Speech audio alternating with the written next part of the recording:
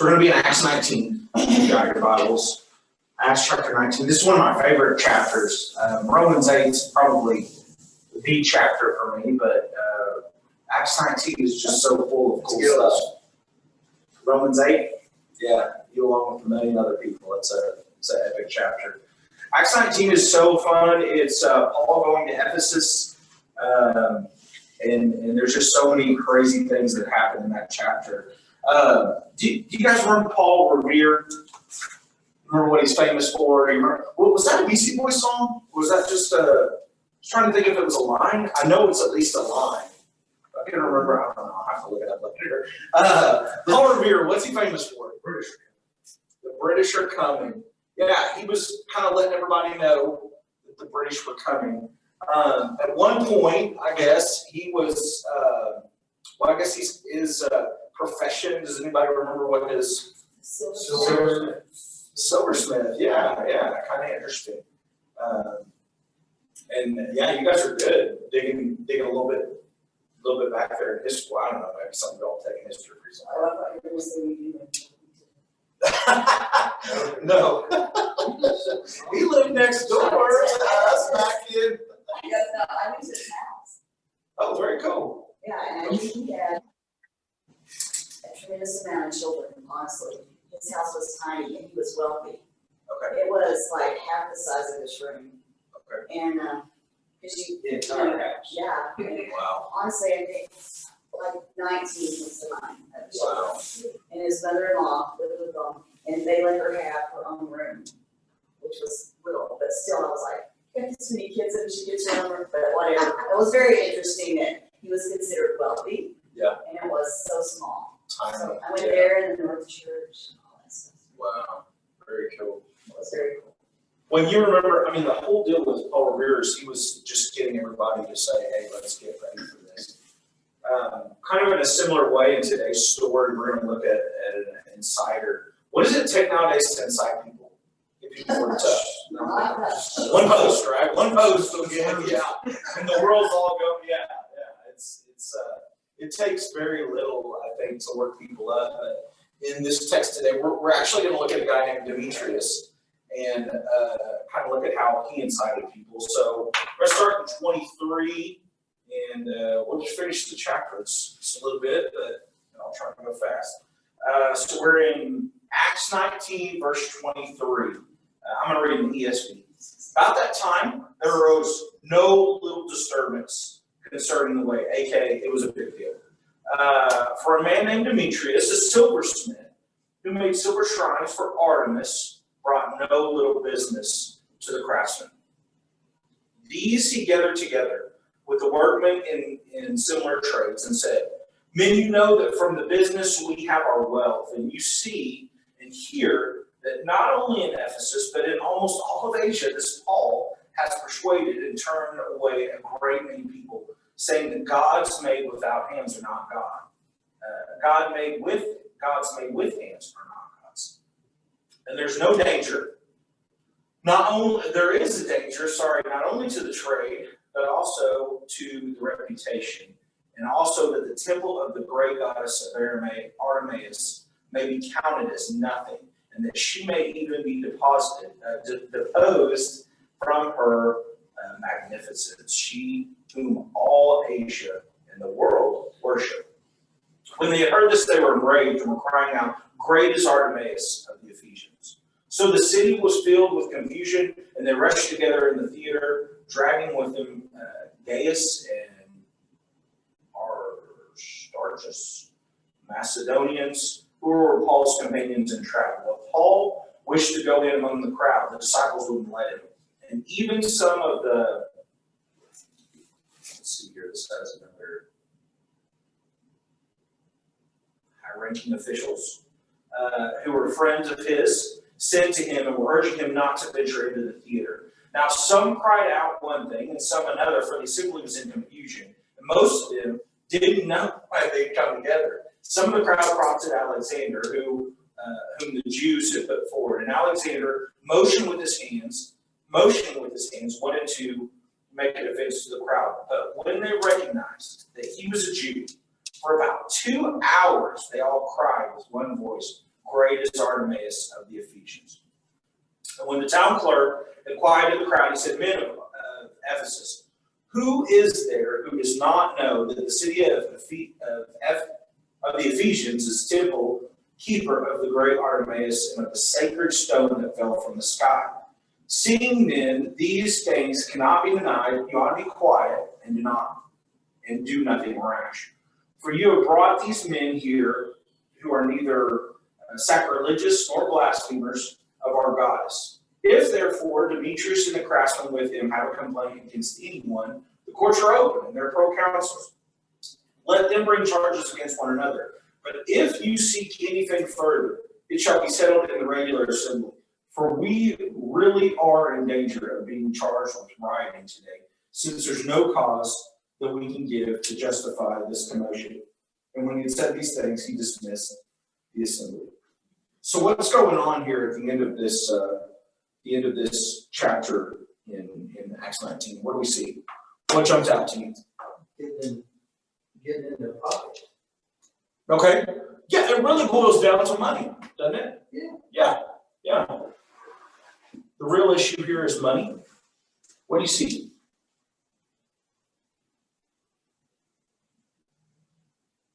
There's a lot of videos on YouTube that you can go and watch crowds that just do some kind of chant or do some kind of.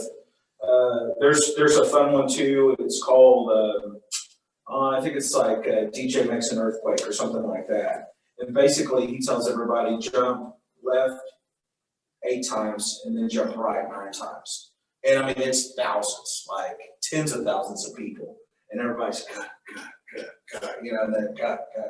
and then and like the deal is, supposedly it causes an earthquake. It doesn't really cause an earthquake, but just to me, it's just overwhelming to look out at that mass of people and think, man, getting all those people to do one thing at once.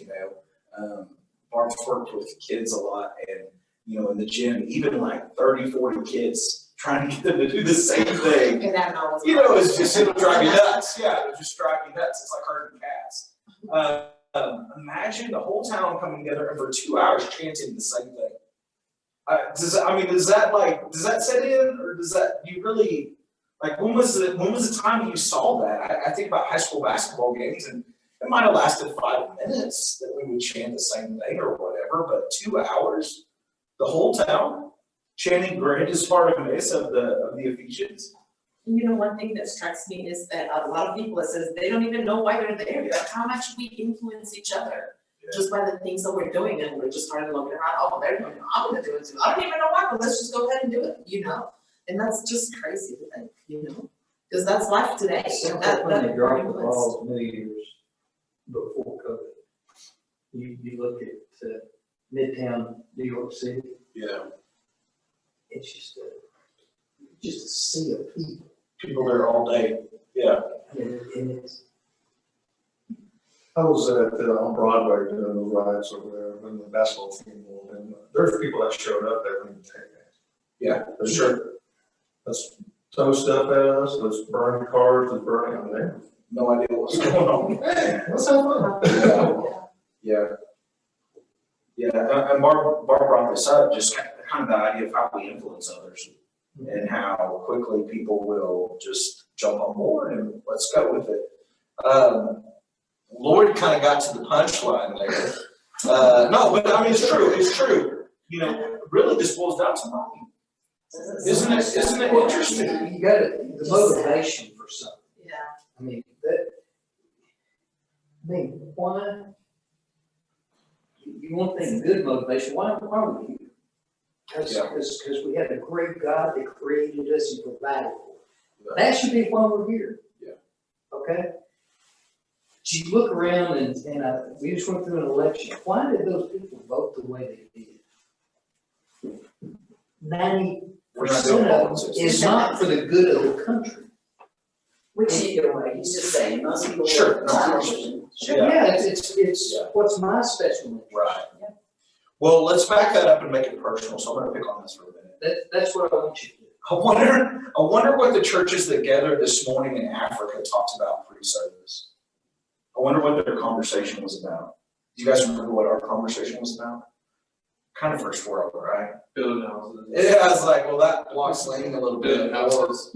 or, you know, my plywood's not, you know, or my windows aren't in, you know, or, you know, Yeah. we removed one of the 100 things that we were gonna, you know, and I wonder, like, hey, did y'all get some grapes this morning for breakfast? You know, like, what was the conversation in Africa? What was the conversation in China? Sorry? Maybe the rain will come, maybe. Yeah, How was yeah. the walk to church Yeah. this morning? Was some people Yeah, had to how walk many- for a long time to get yeah, to how church? far did you guys, yeah. And again, that's not to put us down, I'm not trying to guilt trip us or anything, but, it kind of reminds us, how much, you know, Lloyd brings up a good point. Why am I happy or why am I angry about how the elections turn out? Typically, it's because, well, this is gonna help me with healthcare, this is gonna affect my healthcare, this is gonna help my finances, my interest, my whatever, you know, whatever it is why I like it or don't like it. Why I'm happy or not. It's usually not because, you know, I'm worked up, and we might justify it because, well, I know that this guy is for fill in the blank, and I'm against that, you know, because that affects, you know, whatever. But in the end, a lot of politics can be very, very financially motivated. We see this with Demetrius. His whole deal was just, hey, this is going to dip into our pockets. Oh yeah, this is going to affect our God too. And what does the guy say at the end? I mean, what is the logical one that comes in and says, hey, calm down, we're about to get arrested for rioting. What does he say about Artemis? Everybody knows. We don't have to tell them. I mean, everybody knows that we're basically, I'm guessing this is some kind of meteorite, you know, because this is the great God that fell from the sky. So I'm assuming it's some kind of meteorite or something. I've seen depictions of Artemis and what she might have looked like, or what the particular stone might have been shaped like, or whatever. But Yeah, the Ephesians were very wealthy. That's a city. yeah, it seems like it. Yeah. No, I think they were one of the wealthiest.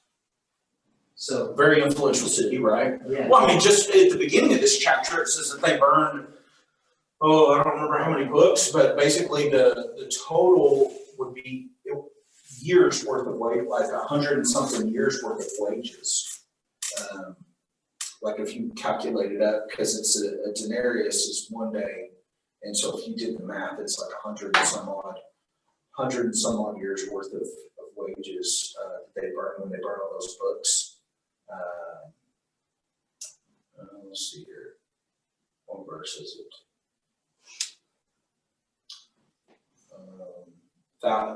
50,000, verse 19.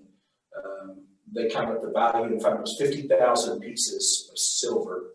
So I don't know, whatever 365 times, or 50,000 divided by 365. You know, because again, a denarius is about a day's wage. That's what they burned, just, you know, up in smoke. That's what they spent on kind of this witchcraft hobby. So yeah, it was a very wealthy town. I'm reminded of just how we are impacted. The title, I guess, is Demetrius the Inciter, but kind of when we're talking about wealth, I'm reminded of how easily we can incite others about our own finances, about how things should be. I think about the Capitol, and I don't know what all went on there as far as people said it was Antifa, people said it was Trump. I don't know what all, but again, whatever the motivation was behind it all was probably money. You know, it was power behind whoever was doing whatever happened there. I wasn't there. I didn't go up there. Somebody said that somebody was giving me a hard time because they said I look like the bear. Whichever one that I think went on the desk or whatever he did, you know, I was like, you kind of look like him. And I was like, I wasn't there, dude. Yeah, I was like, I wasn't there. Isn't that scary though, that they're like, if you see this person, and we were like. That's kind of scary. We know him. Yeah. I I mean, I think that's one of our ministers. yeah, nice. You're 15 minutes ahead. Yeah, I was desperate for it. You know, but again, when we talk about Demetrius specifically, he was the one that kind of got everybody started. I want you to look back there in the text, though. What does he say about Paul? Because in some ways, this is complimentary. What's he saying is going on with Paul? What's the accusation? He's Demetrius. changing their minds, Yeah. he's spreading good things. Spreading the gospel, yeah, he's trying to go against the idol there of Artemis. What is his wording though? You're talking about he's disrespecting their God? Yeah, he's disrespecting their God, yeah. He's led a large amount of people astray. Yeah. He's persuaded and turned away from. Yeah, where did it say that it's like all of Asia, all the world, verse 27. 26. Yeah. All of Asia. Yeah, This whole has persuaded and turned away. yeah.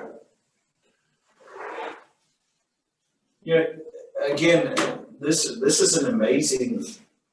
Well, and further up in the chapter, it says that Paul spent 2 years with the disciples, and all of Asia heard the word. And so there's some truth to this. There's some truth to. He's not just exaggerating. There's some truth that Paul was one that influenced an untold number of people. And it's funny. It's kind of, I don't know. We say backhanded compliment.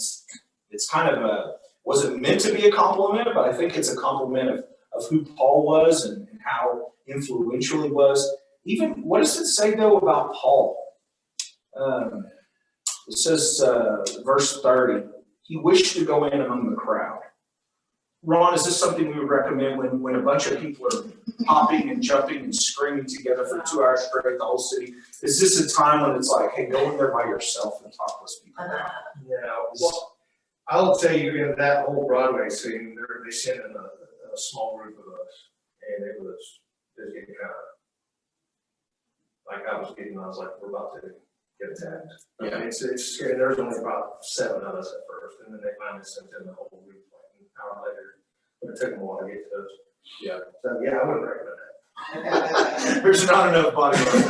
I mean, what does this say about Paul?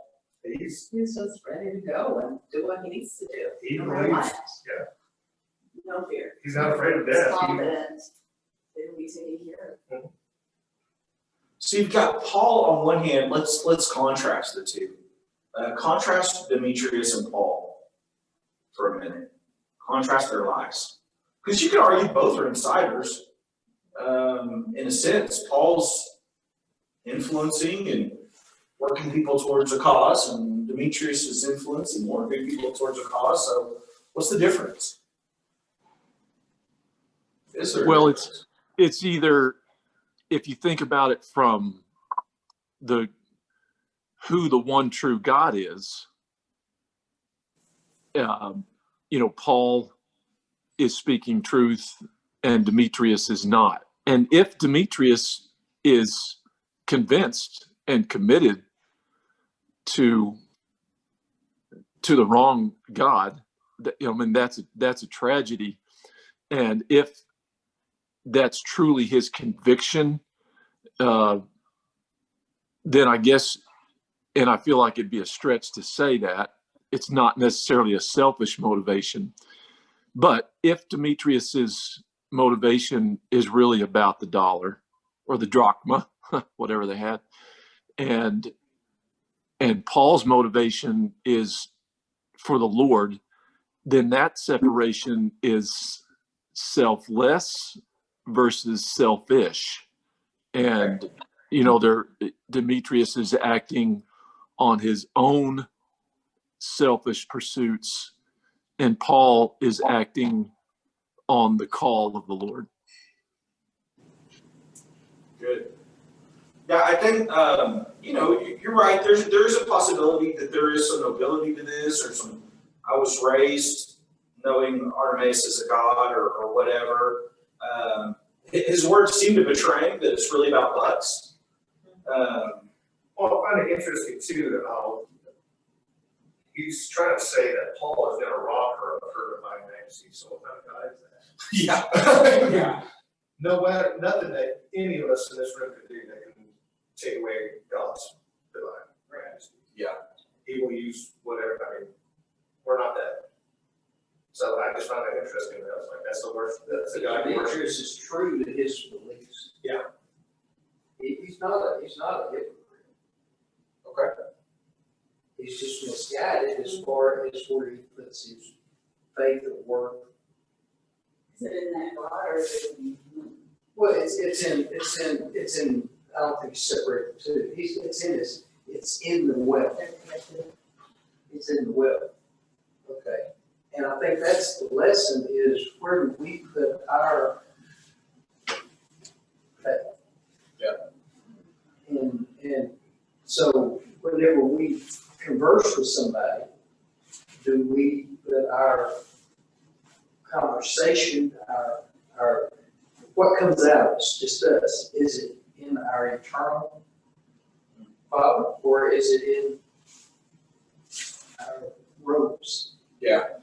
Again, our words kind of betray us. Cool can betray us. Yeah, They do. the fact that what we talk about, yeah. But Shows Demetrius what here, we're he's just, this is going to take away from us. Yeah. That's all they say. That, if I'm reading this right, that's what he's saying. It seems like there's that selfish, selfless contrast. Anything else do you think is a contrast there? Do you see any other? He may be hiding behind this artist, this shrine, because they're making stuff that, a silversmith or an artisan. Okay. So, yeah, hey, right there, see? That's what we're getting on that word. And it's in our craft. Okay.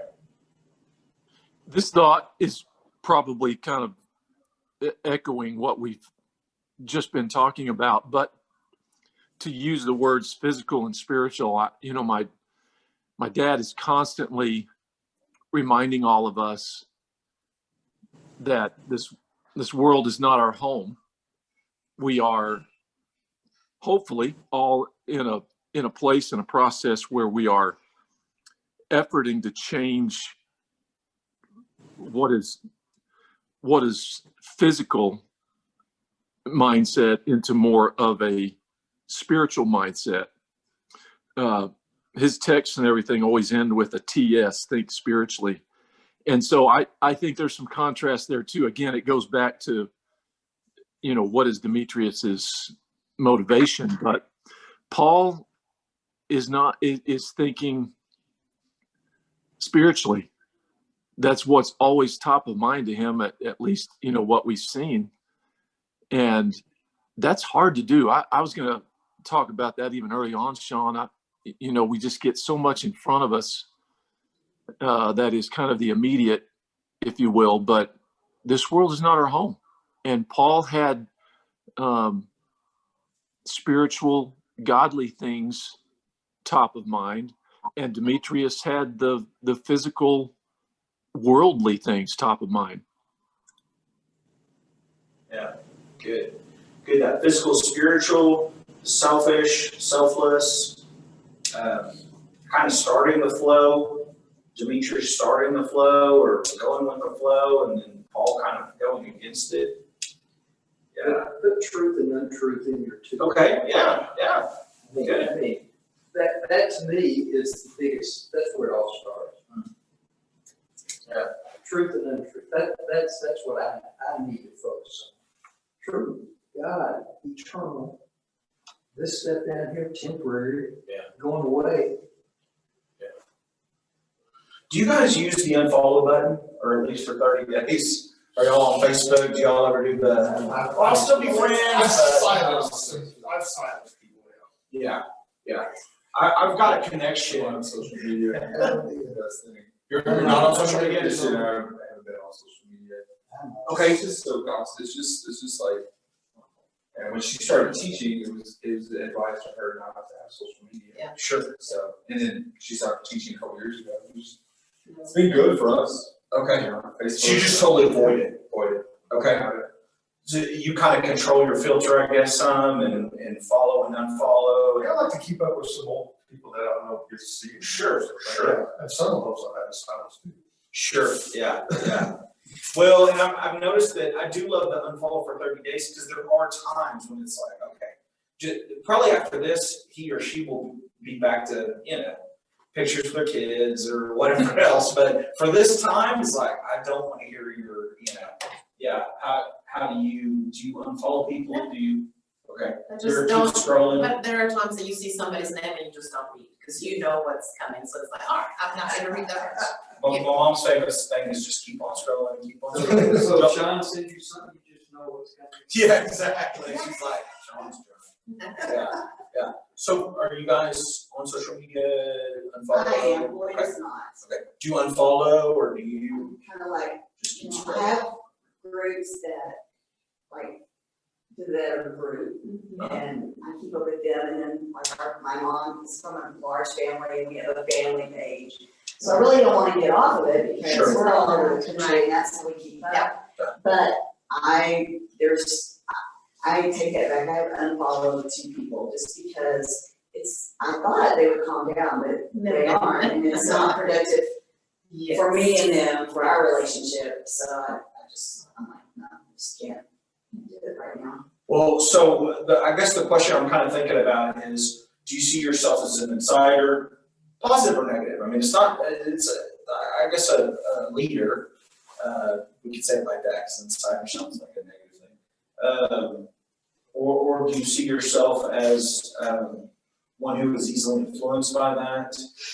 How do you, what's your kind of take on all that? So I know for me, here's why I unfollow people, so I'll get angry. So I'm like, hey, that person is like a real person, and I'll see them. And so when I see them, I want to smile at them and not go, hey, that's crap you posted it, excuse me, that you posted last week or whatever, and just get real worked up and real angry about, just. And if you respond, then it's just worse. Oh, So that's yeah. why I just like, Don't even look at it. yeah. So I do a lot of like or scroll on, that's what I do, I like that. I responded once to something, it's a fight between 2 friends on Facebook, and I put my 2 cents. I just said, hey, calm down. Yeah. I just said that, and it went, I got attacked. I was like, okay, I'm out. Peace, yeah. And it was ridiculous. Yeah, sure. They were both on opposite sides, and they were not gonna agree. And then they were talking about, well, we'll see what side God's up. I was like, oh gosh, okay, I'm out here. Yeah. So here, this isn't social media, but I got a text from a wrong number.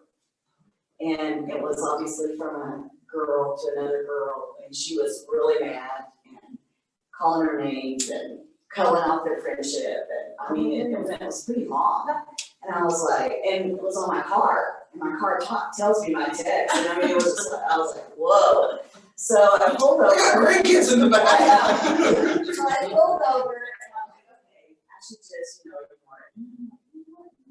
So I texted her back, and I said, this is the wrong number. This is not who, I'm not who you intended this for, I don't know you. But you might wanna read your text and rechange it before you send it.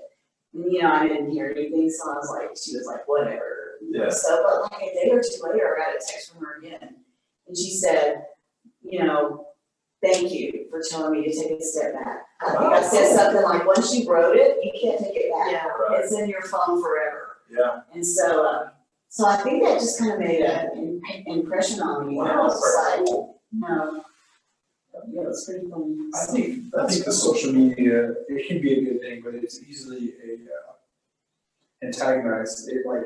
It really destroyed a group of our union, getting together, everybody's out, and it's just a way for everybody just to talk, crap about a lot of people. Sorry to be saying that, but I feel like it's just getting into it. So Why did the teacher start it? It's like the same thing as the riot. It's like what he's saying. It's like one bad thing happened, and then everybody just starts piling on top of it. And it's just something we've never been very involved in it. We're real close with our family. We have group feeds in our family and friend feeds, and we just send pictures in that way. It's not how we keep up with social media. But for me, it's just always a gossip, and it's just so. I personally. Unproductive. Yeah. And you see my friend, you see people, they're always on their phone looking at Facebook. Right. And it's very time consuming. Right. You try to talk to somebody and they're doing that. Yeah. I don't know about y'all, but we've had officers get in a lot of trouble Yes. for what they put on Facebook. Yeah, a lot of people try to fire Fire us. suspensions, I mean, we're public servants, and your opinion, I get it, Sure. but then sometimes, like, on our side, I'm not saying opinion, our side, some people say some really dumb things, and it's just like, why would you say that? Yeah. And I think it's just it's an easy trap to get caught into. Yeah. So We all what- say what- things. Sorry, Shawn. We all, I think, can say we probably say things that if we had a do-over, we would, right? Gilda, you make such a good point on that. I am in this story, Shawn. I'm kind of struck by the city clerk. What's funny, we don't even get his name or anything like that. Sounds like he obviously has some kind of a role, but the city clerk doesn't sound like the mayor, right? So it wasn't that level. But, and right or wrong, I mean, he confirms that that the Artemis is, the true God and all that kind of stuff. So not necessarily that his position is correct, but here's an example of a crowd that for 2 hours has been chanting. Most of them don't even know why they're there. Definitely a mob mentality. Ron's descriptions this morning have been just like that. And here's somebody who, with a composed word, just, deflates this situation. And I think, like what you did, Gilda, just, sending a text back, hey, it didn't go to the right place. You might want to reread it.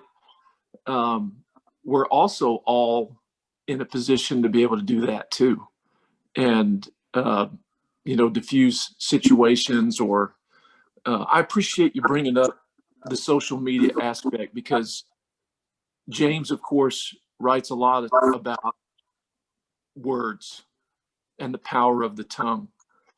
And in our society, that is now, especially in the situation we're in, but even before that, Facebook and texting and Snapchat and everything that's out there socially, the written word is the tongue. And man, we can't be discerning enough there, probably. Yeah, great points. James 1:19 was on my tag on my email forever, that be quick to listen, slow to speak, slow to become angry. If we could get that down in our society right now, that would be a great help. And yeah, Phil brings up a great point. Maybe even just, be like the guy that's a diffuser, one of the things I've always loved about Peacemaker, blessed are the peacemaker. Can anybody remember Matthew 5? For they'll be called sons of God. You're like your Father. God's peace. God brings peace. And so I guess kind of as we wrap up, I think our time's about up. There's a lesson here about the inciter, and we need to be wise about how we influence people. I've actually stayed on social media for a lot of reasons, but one of them is to be a positive influence. I don't want to run because somebody's made something bad out of it. And personally, I thank God that Mark put on that unfollow thing, man. Thank you for unfollow, because for me, I will get worked up pretty easy. So I just know, hey, I'll be their friend in real life, and Facebook, I'll unfollow them for a while. But anyways, last words. Any final thoughts there? That's a melody. I do want to say one thing, which my kids do, I'm not necessarily looking at you with your own kid. I don't like texting because you can't tell their, and that's the same thing for Facebook. It's just words, you can't tell what great meant. It could be great or great, so sometimes when I read I'm like, do they mean that, or do they mean it this way, or so, Right. yeah, so you have to be careful of that as well. Yeah. That you don't. Well, I'll just give you an example. I was working at LCU, and a situation happened with a coworker, and they called me in, and I told them what I thought. And then the coworker was called in, and then later texted me and said, thanks a lot for having my back. Well, I took it for, thanks a lot for having my back. Oh. I was like, I did have your back. Yeah. And so then I was like, dude, I had your back. But I know, that's what I just said. So, Yeah. Yeah, text message. You cannot tell what people are, so, just by words, you gotta talk face to face. Chrissy will text me something and something important, and I'll be gone for 24 hours. And I'm like, we have to wait till we talk. Yeah. And I'm like, I can't tell if he's mad about this. What's going on? Yeah, very good. Well, let me pray for us and we'll finish up. Father, thank you for this reminder of how our words are powerful and how we do influence other people, how we're influenced as well. So we pray that, as we've talked about, we'll focus on things that are spiritual, things that are eternal, and that we will be a diffuser, that we'll be somebody that maybe influences for the, well, definitely influences for the good, that we point to Jesus and we're able to be a peaceful presence in this world, able to speak truth, able to encourage, just help each one of us to be considerate about the things that we say, specifically this week. Let our words bring you glory. It's through Jesus we pray. Amen. Thanks, Shawn.